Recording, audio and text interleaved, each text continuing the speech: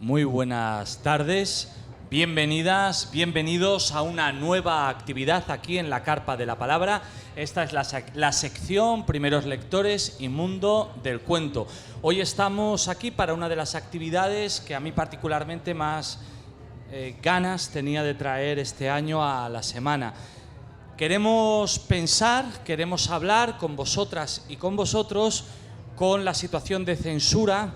Yo diría que en general, que bueno, pues se sufre como en cualquier otro momento de la historia, quizás de una manera más acentuada o no, nuestros intervinientes dirán, y particularmente nos detendremos en la censura histórica y también actual sobre la literatura infantil y juvenil. De eso vamos a hablar aquí hoy con tres intervinientes de lujo. A mi izquierda, María José Floriano, ella es escritora, también periodista. Beatriz San Juan, una excelente narradora, escritora, profe. Gonzalo Moure, que nos revisita en esta carpa.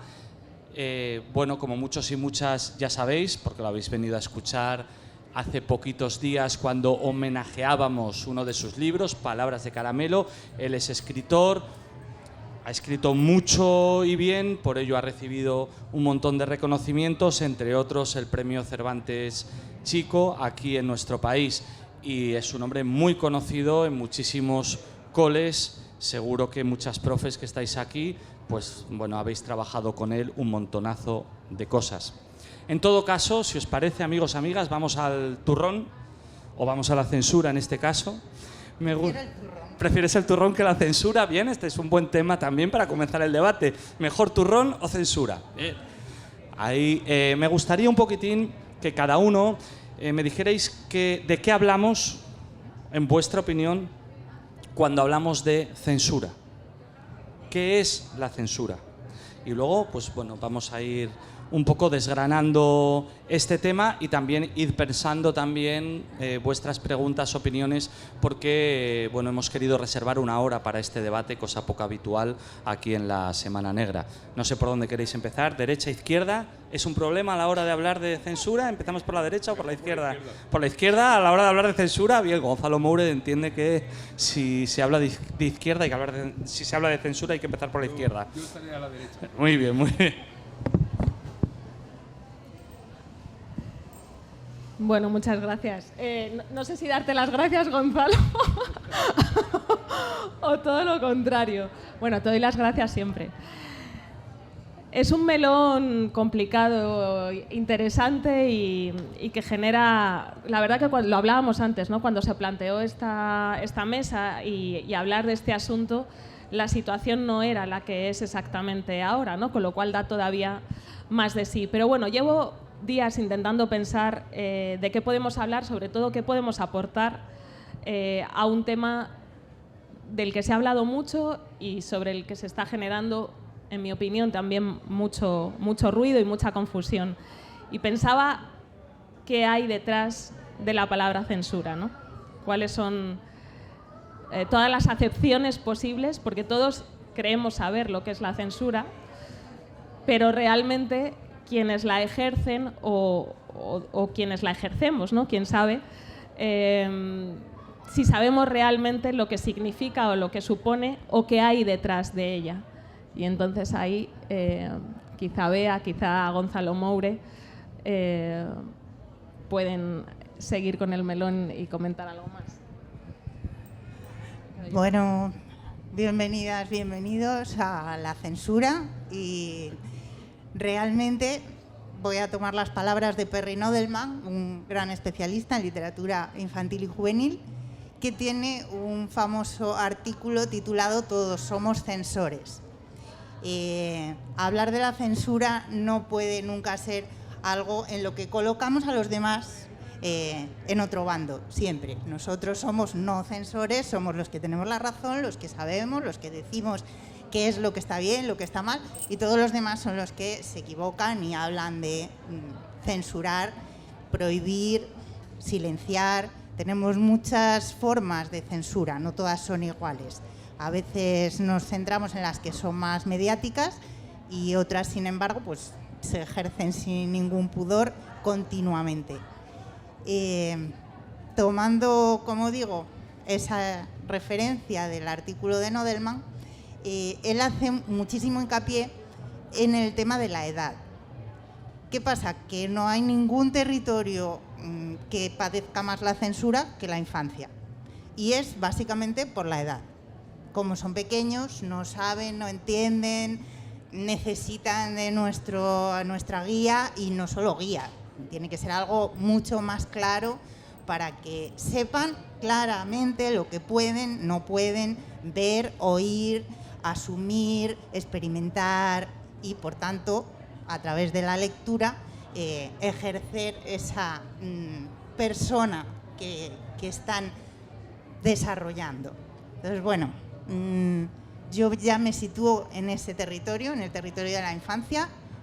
Los que me conocéis sabéis que soy defensora total de los niños y las niñas, de su capacidad de enfrentarse a la vida y entenderla y ejercer la supervivencia, que es lo primero y lo básico que hacen y que, digamos, vamos a observar en su materia más pura.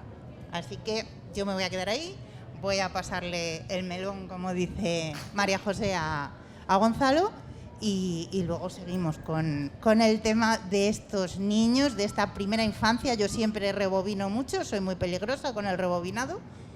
Primera infancia y todo lo que va a ser censura por parte, como digo, de todos y todas.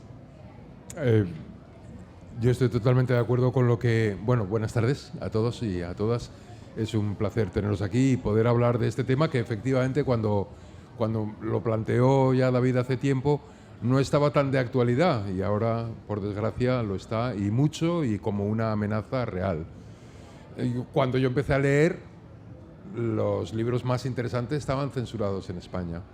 Mi madre, que era muy de derechas, sin embargo tenía muy claro eso y me decía y me hacía saber que había muchos libros que yo no podía leer, porque yo le preguntaba siempre qué puedo leer y ella me decía lo que puedas, pero en ese lo que puedas incluía eso, incluía que muchos libros no se podían leer, no yo, sino que no los podía leer nadie en España.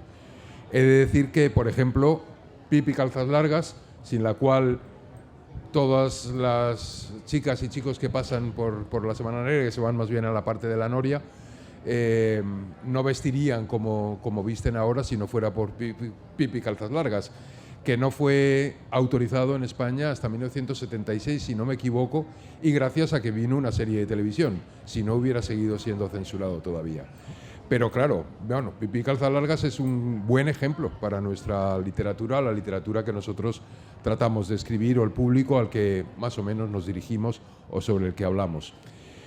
Censura ha habido siempre, y es verdad que nosotros también somos censores. Para empezar, somos autocensores.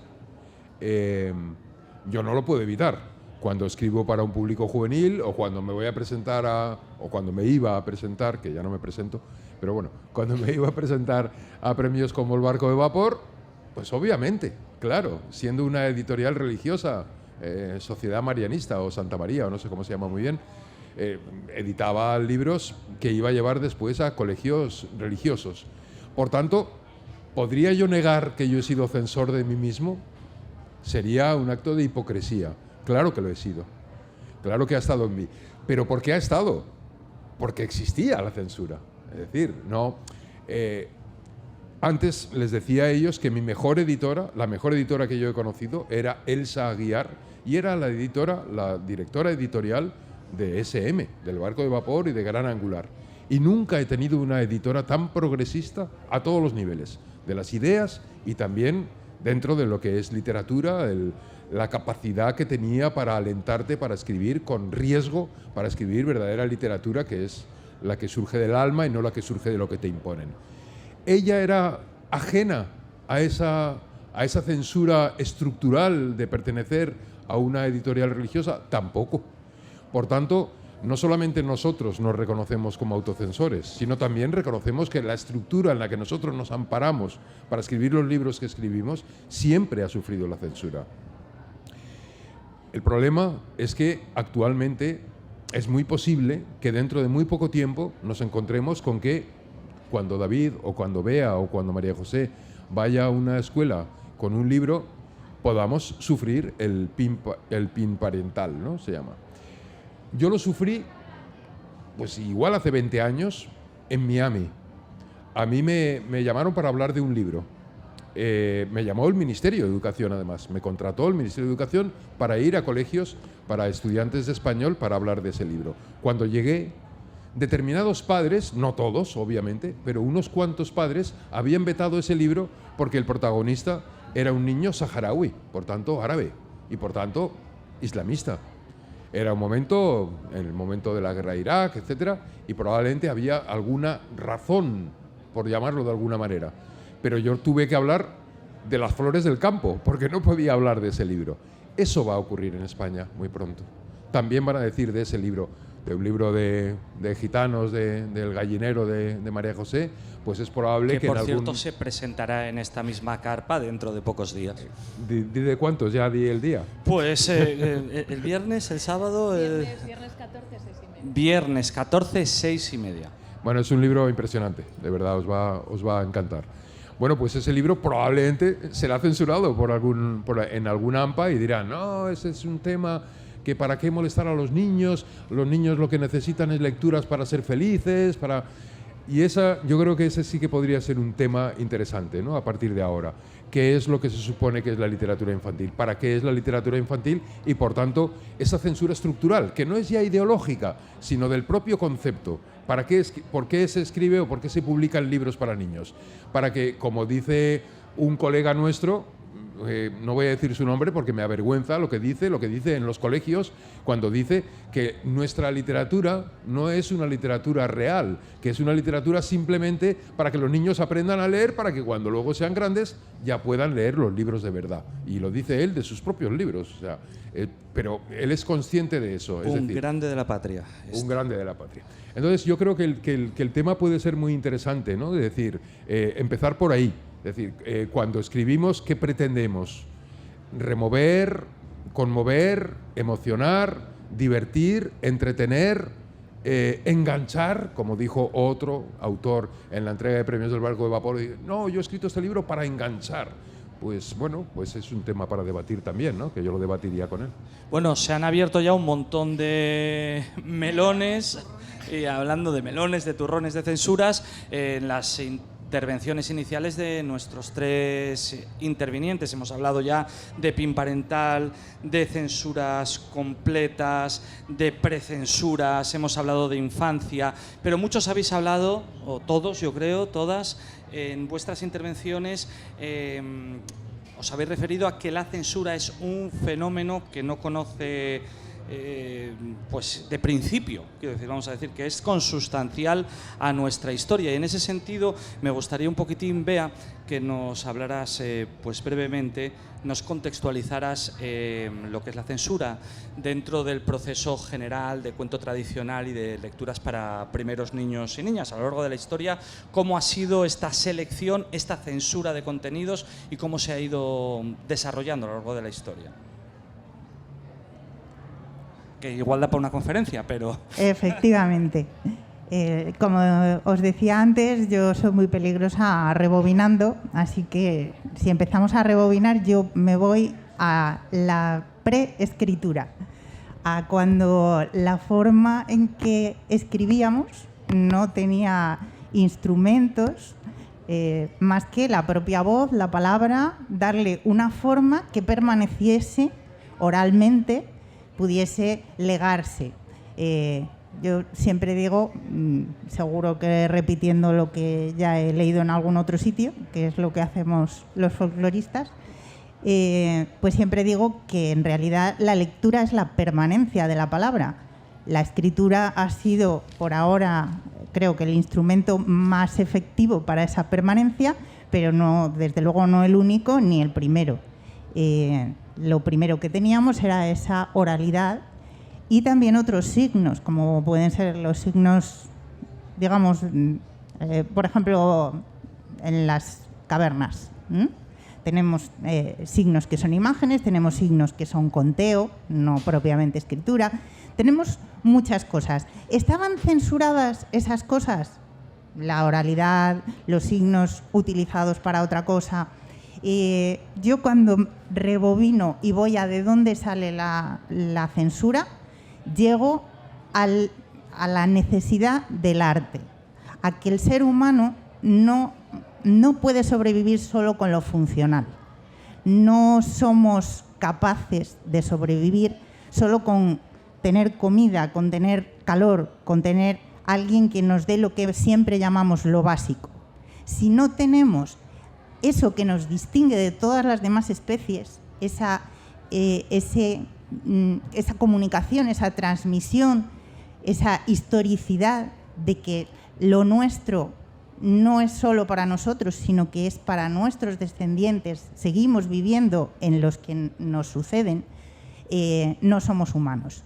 Y claro, si queremos que nuestras cosas permanezcan, hacemos una censura brutal. ¿Qué es lo que merece? ¿Qué es lo que no merece? ¿Y a quién se lo vamos a traspasar? Y ahí aparece ese vocablo que ya lo he dicho y espero que alguien lo haya escuchado. Lo nuestro. Muy importante. Lo nuestro es lo que debe permanecer. Y lo nuestro es lo que debemos tener muy claro. Y lo nuestro, obviamente, es lo que queremos que nuestros hijos y nuestras hijas tengan a su lado. Madre mía, si esto no es un melón, ¿a dónde vamos? Que viene el melón. Siempre gusta esta palabra cuando la utilizamos. ¿Verdad? Entonces, si nuestra supervivencia no es solamente la del individuo, es la supervivencia de lo que el individuo decide transmitir, y nuestra supervivencia depende de qué es lo nuestro y qué queremos que permanezca, vamos, que estamos en lo más básico del ser humano. Y de aquí surge todo. Realmente crece mucho el tema de la censura cuando lo planteamos desde tan atrás. Digamos que el niño pequeño, la niña pequeña, en la primera infancia es el ser humano, en cierto modo, también en su primer momento, en su primera expresión. Como que volvemos a repetir la historia en cada ser humano que nace. Y cada familia decide con qué lo va a recibir y de qué se va a preocupar que no le falte a ese ser que llega. Y como yo digo siempre, todas las culturas tienen ya establecida una literatura para esto, que son las nanas. Y solo para lanzar ahí un tema de censura que si no, no sale, pero yo lo saco siempre, las nanas, señoras, somos nosotras, las autoras principales. Sin embargo, nunca hemos aparecido como autoras, nunca hemos aparecido ni siquiera casi como sujetos. Somos transmisoras de algo que viene obviamente del hombre que a sí mismo se entrega hacia la posteridad y que, bueno, nosotras somos un receptáculo para ello y por tanto utilizamos pues unos instrumentos pero que no nos pertenecen. Así es como se transmite y se interpreta. En este caso tenemos una censura milenaria de género y bueno, de la que normalmente no se habla, que si en este momento se hacen una serie de trabajos o de enfoques para que eso que ha pasado durante miles de años pase menos o tienda a mejorar, bueno, tenemos una parte de la censura muy importante que se va a dar en este momento, porque claramente nos lo anuncian, que va a volver a silenciar, a volver a ocupar estos espacios y sacar a quienes deberían ser las protagonistas de los mismos y que solamente sean nuevamente transmisoras de lo que viene del patriarcado, de lo canónico ya instituido y ya considerado como lo que sí debe salvarse. Han salido al menos, escuchando atentamente a nuestros intervinientes, 4 tipos de censura. La censura de la empresa, la autocensura, la censura del Estado, la censura social, en términos amplísimos, donde podemos introducir la familia, de género, hablabas antes, la comunidad. Pero sí que es verdad que si hoy estamos hablando aquí, además con mucho interés, es porque hay una preocupación colectiva y social otra vez, que hacía años que quizás no había esa preocupación tan profunda por cuestiones de cultura y de censura, perdón. Hace poquito tiempo, dentro de nuestro ámbito, que no suele ser noticia, el ámbito de la literatura para todos los públicos, literatura infantil y juvenil, no suele saltar a los titulares de los grandes medios, sí lo hizo con un intento de reescritura, vosotros diréis si es censura o no, para mí en concreto sí, sobre el escritor Roald Dahl, que finalmente no se ha llegado a producir por una gran presión mediática. Pero ha habido muchos otros casos, no necesariamente tan mediáticos, ¿no? Porque antes aludía Beatriz a que de alguna manera todos somos censores, pero hay unos casos más mediáticos que otros, que conocemos más que otros. La pregunta es ¿por qué conocemos unos y no conocemos otros? Por ejemplo, hace poquito tiempo, os comento una anécdota para enmarcar un poco la pregunta, hablaba en una escuela de la censura que hace unos años se realizó en alguna ciudad italiana, concretamente en Venecia, sobre la obra de distintos autores, empezando por Leo Lionni. Quizás, si hay profes aquí, conozcáis Pequeño Azul, Pequeño Amarillo, son dos círculos, uno amarillo y otro azul, que se conocen, se abrazan fuerte, se convierten en los dos verdes, genera incomprensión en las familias y luego descubren que al abrazarse todo el mundo se vuelve verde y es maravilloso y juegan todos un montón.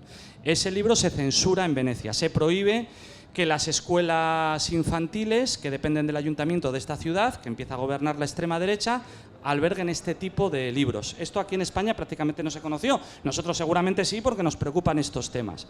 Yo contesto en un cole y una profesora, pues yo diría que visiblemente molesta por este ejemplo, me dijo, bueno, pero es que los otros son iguales porque hace poco en Cataluña prohibieron los libros en las bibliotecas escolares, los libros tradicionales con roles de género donde hay princesas, etcétera, etcétera. Yo me quedé así, porque esto evidentemente lo vio y lo consumió, bien sea en un medio de comunicación, bien sea en una red social que también tiene un algoritmo que nadie democráticamente controla, que se ve y que no se ve en una red social y cuando lo vemos parece que es real, ¿no? Esta profe se refería, luego me enteré, al caso de una directora de un colegio de Cataluña que a la hora de expurgar la biblioteca de su escuela aplicó este criterio, dudoso o no, los intervinientes dirán, y retiró cuentos tradicionales donde había roles de género en el que las chicas jugaban un rol tradicional de sumisión, digo tradicional en una sociedad patriarcal. La conclusión es, o la pregunta es, la libertad de expresión y de creación, que es de lo que estamos hablando aquí, lo que está en solfa con una censura, y lo que conocemos y no, depende también, como alguien dijo una vez, del dueño de la imprenta. ¿Nos enteramos o no, valoramos o no los distintos casos de censura en función de qué posición, desde qué posición política se realizan? Política, ideológica, de valores, etcétera. Bueno, son muchas cosas que intentaba hilvanar escuchando a Gonzalo, escuchando a Bea y también a David. Creo que a todos nos preocupan, podemos coincidir en cosas que nos preocupan. Seguramente hay algunas universales y otras más particulares. Creo que dentro de esto, por lo que, recogiendo un poco el testigo de Bea y también no quiero eludir lo que acaba de preguntar David, pero por retener un poco y también Gonzalo, creo que en esta cosa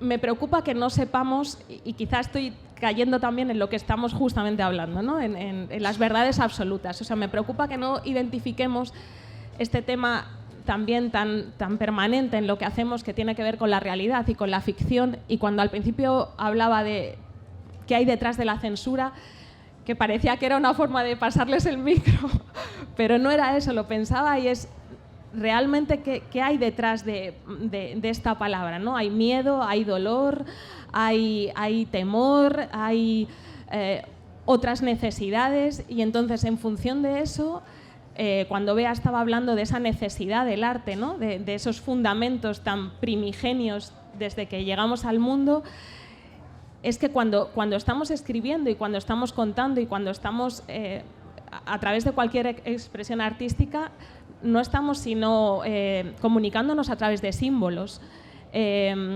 Y los símbolos son una representación también, incluso aunque intentemos contar una realidad o estemos muy pegados a una realidad, no dejamos de estar en una representación. Y entonces, si esto no se entiende, creo que no se entiende todo lo demás y quizá lo que está sucediendo es una consecución de hechos o de realidades porque no estamos entendiendo cuál es la base de lo que estamos haciendo. Entonces, en esos símbolos, que claro, en los cuentos o en la mitología o en las leyendas o en historias muy primigenias están muy latentes, quizá no en toda la literatura.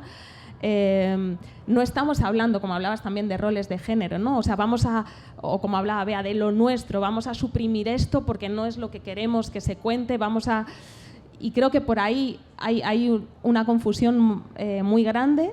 Y por otro lado me preocupa también lo que está en peligro de extinción, ¿no? Me parece que ahora mismo también hay un montón de cuestiones que quizá no nos damos cuenta, pero que pueden desaparecer. Hablo de profesiones, de dedicación, por todos estos sustratos a los que se están borrando, ¿no? De alguna manera, o que si perdemos memoria, si perdemos identidad, si estamos dejando, o lo que les estamos ofreciendo a las nuevas generaciones es una amnesia, ¿no? Casi colectiva.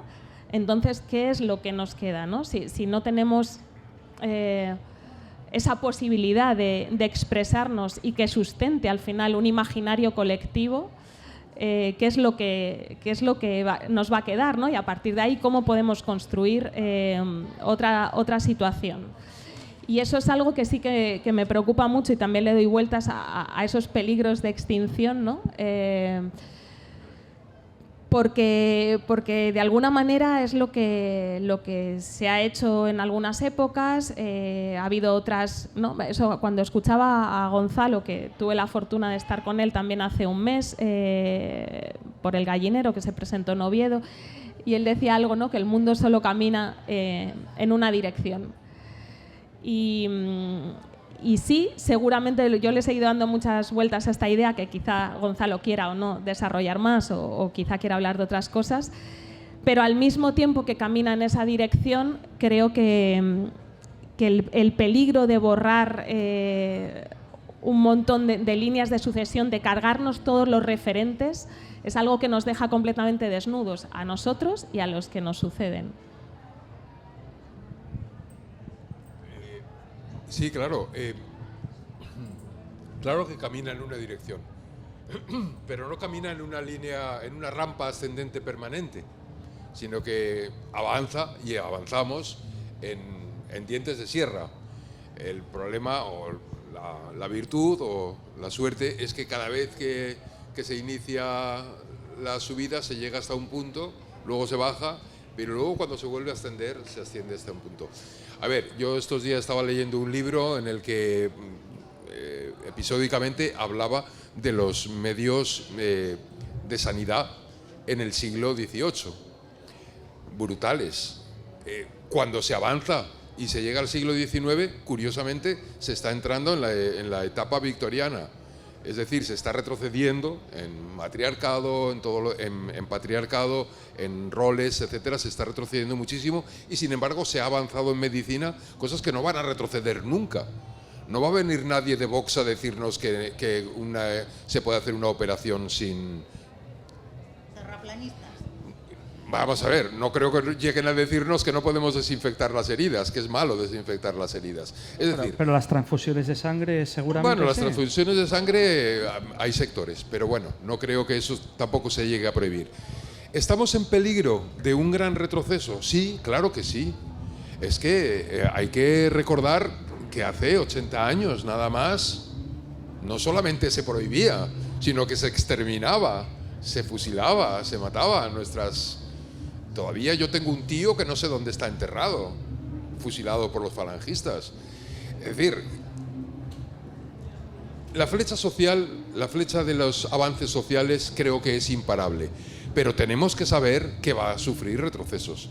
Pero nunca el retroceso va a ser tan grande como hasta el punto anterior del anterior retroceso. Es como cuando las mujeres que en estos momentos están censurando todas las políticas de género, etcétera, etcétera, ellas mismas disfrutan, por ejemplo, de una cuenta corriente que en el franquismo no podían disfrutar. Tienen derechos que ya están conquistados.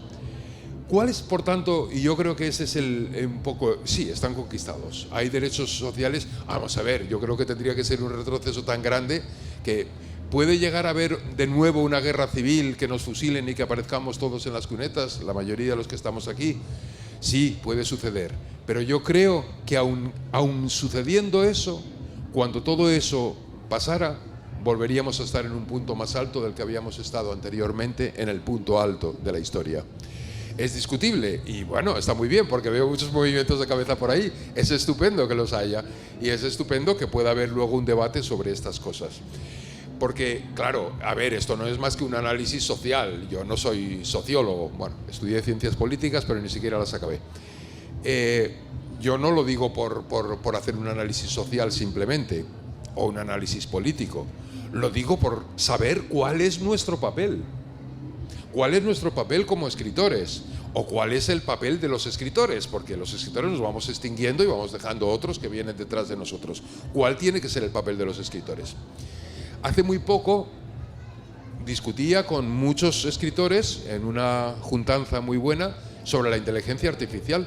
Y había muchos que decían, es que vamos a desaparecer, es que nos van a suplantar por la inteligencia artificial. El ChatGPT va a ser el que va a escribir los libros. Y yo decía, estaréis en peligro de extinción o estarán en peligro de extinción los escritores GPT, los que se plieguen a lo que quiere la inteligencia artificial y quienes la dominan en estos momentos. Por tanto, ¿cuál es nuestro papel? El de la resistencia. La resistencia cultural. Afortunadamente, y por eso digo que las cosas van cambiando, hoy es posible que SM, esa editorial con esa editora tan maja y tan increíble y tan progresista, en estos momentos esté en otras manos ya y empiece a virar hacia la derecha. Pero afortunadamente tenemos multitud de editoriales pequeñas, aquí mismo en Gijón las hay, en las que nos podemos refugiar y podemos ir escribiendo. Afortunadamente está sucediendo un fenómeno al que sigo sin ver un eco y que realmente es un fenómeno social impresionante, y es el de que en estos momentos se escribe más que nunca en la historia de la humanidad y se escribe con absoluta libertad y sin ninguna censura. Incluso en plataformas aparentemente estúpidas como Wattpad, en la que se escriben novelitas de amor, pero se escribe libremente. Nadie les dice a los adolescentes y a los 90 millones de adolescentes y adolescentes que son socios de Wattpad, que están dentro de esa página, nadie les dice lo que pueden escribir y lo que no pueden escribir. Por tanto, ¿cuál es nuestro papel? Y yo creo que debemos debatirlo aquí, el de la resistencia. El de la resistencia, quiero decir, una resistencia política, no, una resistencia de cuál es el andamiaje de nuestra sociedad. Que el andamiaje de nuestra sociedad incluye el esterilizar el bisturí cuando se va a operar, o tener una cuenta, que cualquier mujer pueda tener una cuenta corriente. Ese es nuestro andamiaje. Ese es el andamiaje que hemos ido construyendo poco a poco, generación tras generación. Por tanto, ¿cuál es nuestro papel para cuidar ese andamiaje? Hablar políticamente, hacer como esta reunión, que al fin y al cabo, yo el otro día, hablando de palabras de caramelo, no hablé para nada de estos temas, ¿no? Porque no había nada que hablar de esto. No, yo creo que el único compromiso del escritor no está con firmar un manifiesto. El compromiso del escritor son dos palabras, verdad y belleza, nada más. Y yo creo que a partir de la verdad y la belleza somos indestructibles. De alguna manera, Gonzalo, sigue avanzando preguntas e interrogantes que creo que merece la pena que también contestemos el resto de los participantes de esta mesa. Es decir, ¿qué podemos hacer frente a los intentos de censura? ¿Cuál es el trabajo de los escritores, aquí más escritores en la sala, o de los docentes, o de alguna manera todos los que nos desenvolvemos alrededor del espacio de la literatura infantil y juvenil? Vea. A ver, voy a contar una anécdota que siempre resulta agradable. Somos muy amantes de la lectura de distopías y de ciencia ficción y su relación con cómo refleja todos estos movimientos sociales, los avances, los retrocesos, las cosas que tenemos que mantener, esas cosas que no se pueden, no podemos renunciar a ellas, avances que no se pueden perder. Y esto muchas veces, bueno, ayer mismo que estábamos viendo un capítulo de la nueva temporada de Black Mirror, yo lo recomiendo siempre mucho, una forma de vernos a nosotros mismos y al mundo de las pantallas y el mundo de cómo funciona la ficción en la actualidad. Cuando decía antes que la lectura es permanencia del pensamiento y de la palabra, ahora mucho de lo que debatimos y compartimos de esa permanencia no está en los libros, no está en las páginas, está en las pantallas. Bueno, pues ayer mismo que estábamos viendo esta serie, estábamos dentro de esa sección, de ese tipo de ficción. Bueno, pues recuerdo muy bien el momento en que compartimos la lectura del cuento de la criada. Es una lectura que no se ha dado antes, que no la han dado los autores que han trabajado esa ficción distópica. En cierto sentido, sí. ¿Por qué? Por el punto de vista.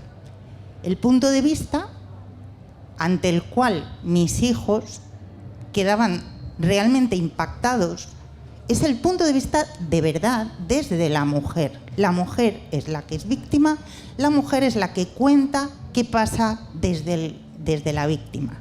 Quizás es menos sangrienta, menos aparentemente dramática lo que está sucediendo, y sin embargo les impactaba mucho más, porque era la primera vez quizás que estaban de verdad viendo ese punto de vista. Claro, cuando hablamos de retroceder, no es lo mismo para nosotras, las mujeres. No es lo mismo, porque ese retroceso, o sea, digamos que el haber tenido una cuenta corriente, para mí es algo que está en mi historia, que le pasó a mi abuela, que le pasó a mi madre. Por suerte no me pasó a mí, pero me puede volver a pasar. Cosa que seguramente no le pueda pasar a ninguno de los hombres que están aquí.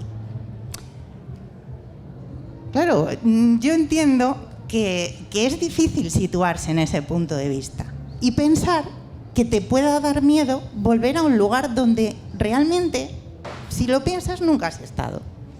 ¿Y qué hacemos frente a eso? Entonces es tan importante esos referentes que han salido. En nuestro caso, en el caso, por ejemplo, de la mujer y de contar la historia, no su historia, es la historia de todos, pero contarla desde su punto de vista, eso sí que sería un retroceso. Y es un retroceso que no es una imaginación. Es algo que está ahora mismo en la actualidad. ¿Cuál es el papel de la mujer?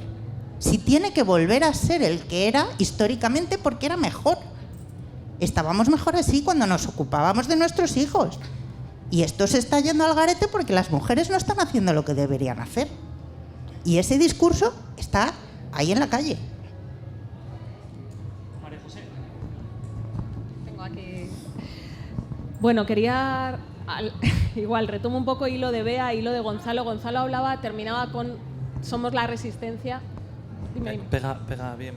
Que me lo pegue bien, que no se escucha, perdón. Hablaba de somos la resistencia, verdad y belleza, ¿no?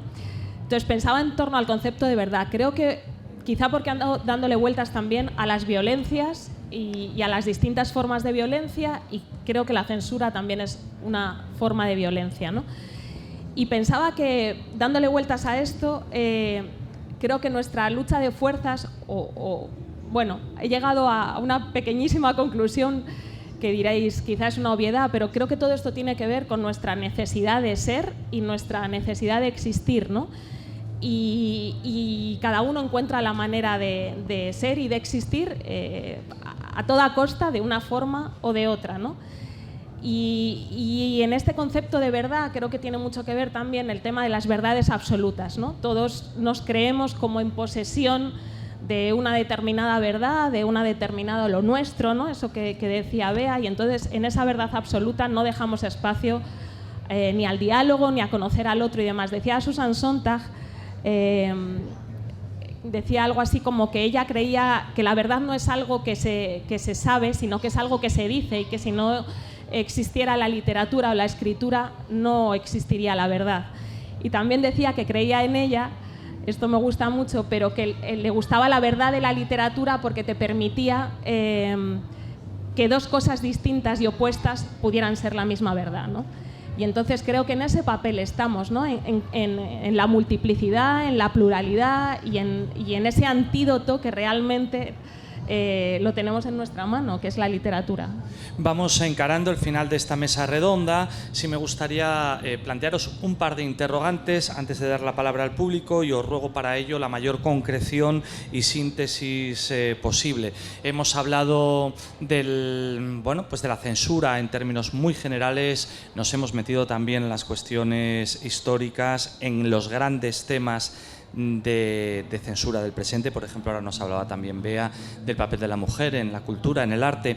Yo os querría preguntar ¿qué temas creéis que son más censurados o más autocensurados? ¿De qué es más difícil hablar en España a la infancia? Que probablemente sean temas que de alguna manera sean los complicados también en el mundo adulto, ¿o no?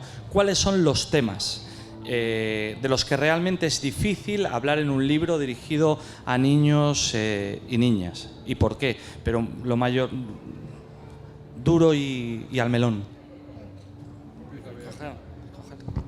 Empieza Bea por sector. A ver, yo siempre lo digo, en realidad es el propio arte el que más sufre la censura y a través de él todo lo demás. Es decir, yo que estoy en las aulas, que estoy directamente en el ámbito educativo, veo que si no sirve para algo, si no es funcional, queda siempre en segundo plano. O sea, no leemos porque eso en realidad no sirve para nada, a menos que leamos algo que sea importante para el currículo, funcionalidad. No dedicamos tiempo al juego libre, porque el juego libre, bueno, eso es para cuando estés en tu casa libre. Aquí estamos para algo, para lo funcional. Entonces, simplemente es el puro arte, la pura libertad de ser, lo que está más censurado. Bueno, eso en el sector en el que a mí me gusta trabajar, que es la infancia, la primera adolescencia, la primera juventud, hay temas obvios, ¿no? Los temas de sexualidad. Lo que pasa es que en esto ha habido una aparente apertura.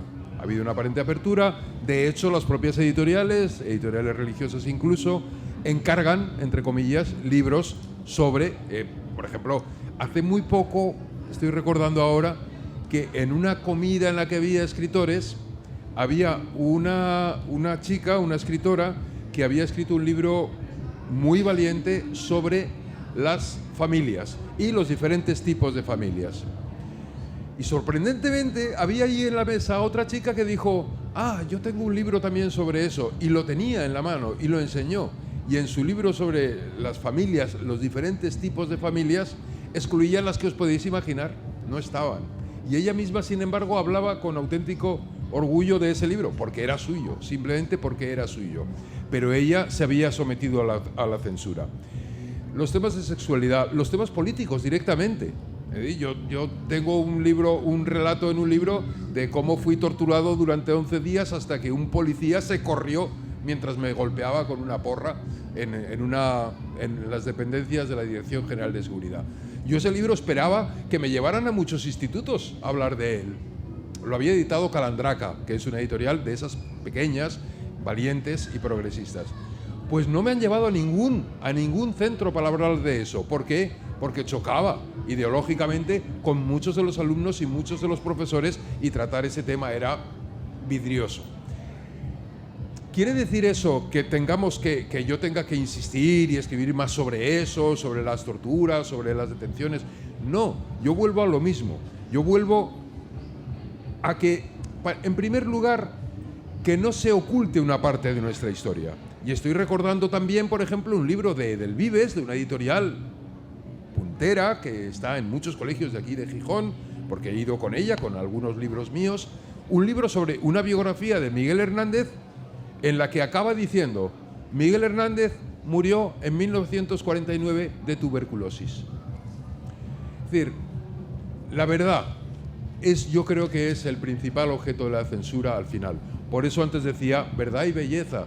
Y en eso se resume todo. Lo decía Yeats y lo decimos todos, que si escribimos con verdad y con belleza no hay ningún tema que se resista.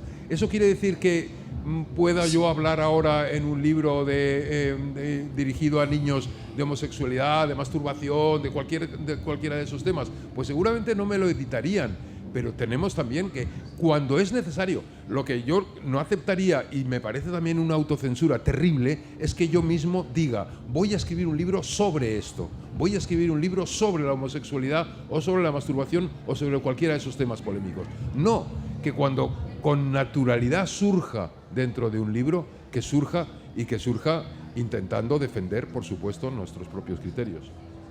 Intento ser breve. Ahí está. Y además lo estás consiguiendo en el día de hoy, María José. A Bueno, la par que interesante. Es la escuela, no lo puedo evitar. pienso en los minutos. Bueno, simplemente creo que también se censura, o sobre todo en la infancia, todo lo que tiene que ver con el dolor, ¿no? O lo que se piensa que puede generar dolor por un exceso de protección, que al final, o sobreprotección, o como lo queramos llamar, pero los temas dolorosos, o que cada uno entiende que son dolorosos, que allá es amplio también el asunto, porque a cada uno le parecerán dolorosos según experiencias o vivencias y demás. Y por enlazar ya, y termino con lo que decía Bea, ¿no?, de la funcionalidad y el maltrato que sufre el arte, releí hace poco este libro de Ordine, ¿no?, de la utilidad y lo inútil, ¿no?, de este ensayo donde él rescata un montón de extractos de sus clásicos. Y bueno, por terminar con Ionesco, que decía al final que una obra de arte no pide nacer, igual que no pide nacer un niño, y es el nacer por nacer, ¿no? Aunque luego la sociedad, aunque no lo haya pedido, luego se pueda apoderar de esa obra de arte o de ese niño de alguna manera, que es lo que hacemos, pero es el nacer por nacer, y creo que eso no va a desaparecer jamás, es que es ir contra natura. Han salido muchos temas, unos más genéricos, bueno, pero concretos, como la verdad, como el arte, como la sexualidad. Hace bien pocos meses, pues un grupo político llamado Vox en las Cortes Valencianas pedía la retirada de un texto que mostraba las distintas formas de los órganos genitales masculinos en las distintas especies animales de las aulas. Era una de sus peticiones, que de alguna... Cuéntamelo todo. Un libro excelente, se lo recomiendo a todas. Cuéntamelo todo, así se llama, es muy divertido, aparte de todo es un libro muy divertido, y van un poco en la estela de lo que sucede de alguna manera en el país que marca, en mi opinión, qué somos y qué no somos en cultura y arte, que es Estados Unidos, donde hace ya muchos años que en distintos estados, por ejemplo, se amenaza con multas e incluso con cárcel a aquellas bibliotecarias y bibliotecarios que presten libros a adolescentes y a niños no aprobados por consejos de padres. Esa es un poco la estela que tampoco es mediáticamente conocida aquí, mientras sí conocemos otras, pero que de alguna manera va a marcar el debate político en nuestro país, seguramente más pronto que tarde, en relación a cuestiones de infancia. Y hablando de consejos de padres, me gustaría preguntaros y pasar ya la mano alguna pregunta, por eso sí os voy a pedir ultra brevedad en esta ocasión. Hablar un poquito, hemos hablado de PIN parental, hemos hablado... en definitiva, estamos hablando del concepto de patria potestad. ¿Pensáis o no que los niños son algo más que una propiedad de sus progenitores? Es decir, un niño es también ciudadano, y en tanto que ciudadano, el Estado, la comunidad, debe de velar porque tenga el derecho a acceder a distintos opiniones, puntos de vista, independientemente de la opinión de sus progenitores. Hiperbrevedad, sí, claro. También. Claro. Impresionante, vale. Lo Bueno, en todo caso, conseguiste. esta es una de las cuestiones que planteo, que me alegro mucho que sea obvio para todos los intervinientes en esta mesa. Por desgracia, como ya sabemos todos, no es una respuesta tan obvia ni tan sencilla la que en estos momentos se da a día de hoy ya en nuestro país y en muchas comunidades autónomas, donde el concepto de propiedad sobre la infancia se extiende de una manera muy, muy fuerte. Seguramente muchas personas matizarían este sí rotundo que han dado todos nuestros intervinientes. Sí me gustaría pasar la voz hacia allá. Entonces, si hay alguna pregunta, duda, opinión... Diré mientras tanto, mientras siga el micrófono, una cosa que autocrítica. Yo trabajo en el Sáhara en bibliotecas para los niños y niñas saharauis, para los jóvenes y para los adultos. ¿Se oye? Yo censuro porque si apareciera un libro con un órgano genital, madre mía, nos quemarían las bibliotecas. Y por tanto yo censuro. Y cuando de los expurgos de las bibliotecas españolas llega un libro en el que hay un órgano sexual masculino o femenino, lo quemo directamente, antes de que llegue un morabito, encuentre ese libro ahí y nos cierre las bibliotecas. Es decir, hay un componente estructural que censura permanentemente. Claro, en el Sáhara resulta, porque es un país islámico, resulta terrible, pero aquí también.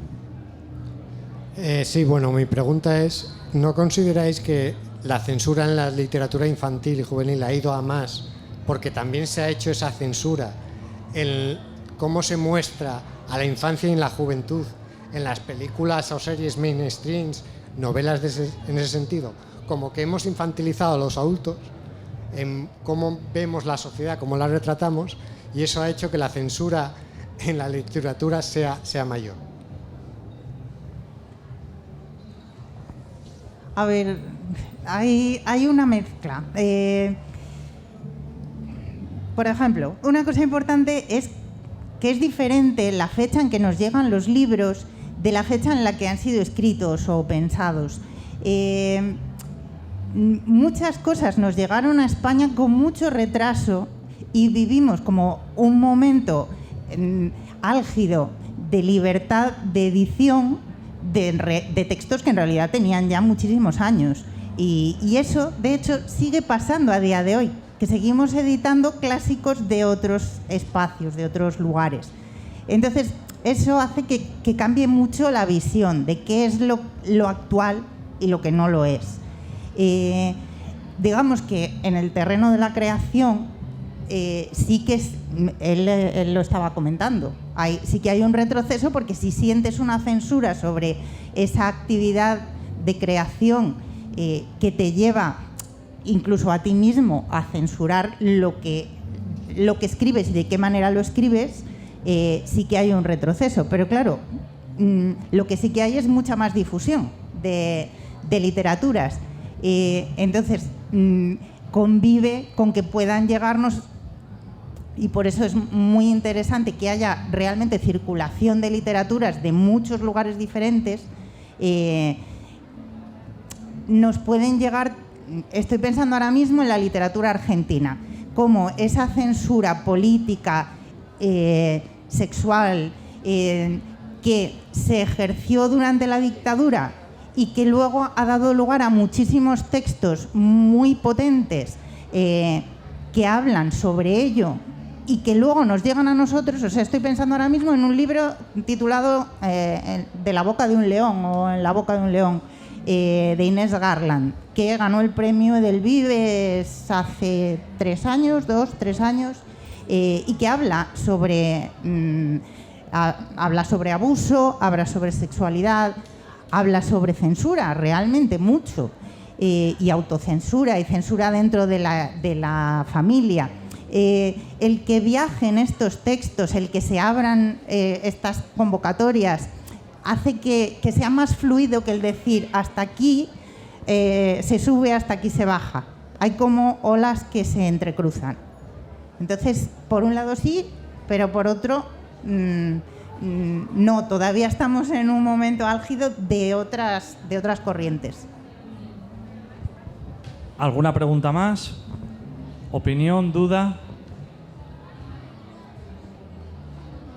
María José, no sé si sobre este asunto u otros. No, en pues relación con sí os voy a pedir, si no hay ninguna pregunta u opinión, ¿sí? No pasa nada. Sobre lo que comentó del Sáhara. Pega bien el micro a la boca. Sí, sobre lo que... Es que tengo miedo que se acople con este. Sobre lo que comentó del Sáhara, que si había algunos libros que eran muy peligrosos. Digo yo, tan mal estamos en España que comparándonos con otras realidades que las tenemos ahí a la puerta, ¿no? Y que nos vienen, ojo, que nos vienen toda esa gente a cambiarnos. Digo, los hijos no son de los padres. Yo no tengo hijos. Los hijos no son de los padres, son del Estado. me parece a mí que cuando se pongan malitos, viene el Estado a cuidarlos. Es un comentario así un poco jocoso. Perdón. No, bueno, a ver, claro, siempre hay que empujar. Se empujó en este país. Poco a poco, ¿cómo se conquistan los espacios? No se conquistan de golpe, se conquistan agrandando el agujero, poco a poco. También en las bibliotecas del Sáhara, que son libres en todo lo demás, no hay ninguna censura en nada. Ni siquiera en eso, porque ya digo, lo autocensuramos. Es que ni siquiera se plantea. O sea, cuando proyectamos alguna película, la vemos primero por si hay un beso, porque el beso no está bien visto en la religión islámica y por tanto no se puede proyectar una película con un beso. Pero poco a poco vas poniendo una película de dibujos animados en las que hay un cierto erotismo, un suave erotismo, y poco a poco se va empujando en esa libertad. El problema no es ese era el problema antes de realizar la convocatoria de esta charla de hoy. El problema hoy es otro. El problema es que vienen los tiempos oscuros, pero vienen, seguro que vienen. Vienen porque es una ola internacional, porque Trump va a ganar las elecciones, según dicen todas las encuestas, porque esto no es una cuestión de España, ni de Italia, ni de Finlandia, ni de Estados Unidos. Es una cuestión mundial. Pero yo quisiera, acabáis vosotros, pero mi última intervención quisiera ser el recuerdo de lo que escribió Bertolt Brecht. ¿Cantaremos en los tiempos oscuros?